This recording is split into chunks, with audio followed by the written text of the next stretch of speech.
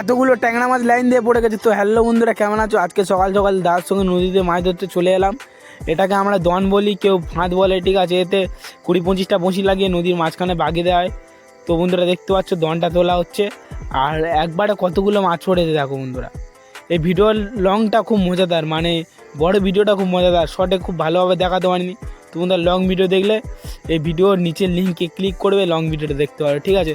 তো বন্ধুরা দেখতে পাচ্ছ ফাঁদ তোলা হয়ে গেছে, আর তোলা হয়ে গিয়ে মাছ ফাছ সব ছাড়ানো হয়ে গেছে। দেখতে পাচ্ছ বন্ধুরা সব সাইজের মাছ পড়েছিল। তো বন্ধুরা দেখো মোট এই 3টে দনের মাছ, ঠিক আছে। কেল্লির ভিতরে প্রায় 350-400 হবে। এবার দাদা চারপাল লাগিয়ে নদীর মাঝখানে বাগিয়ে দিচ্ছে। ও কত সুন্দর! তোমরা দেখতে পাচ্ছ একদম ওই পাড়ের দিকে বাগিয়ে দিয়েছে। এই কাদা মাটিতে দন বাগাতে গেলে খুব শক্তি লাগে। তো বন্ধুরা ভিডিওটা ভালো লাগলে একটি লাইক করবে, আর এরকম ধরনের ভিডিও চ্যানেলটি সাবস্ক্রাইব করবে। টাটা বন্ধুরা।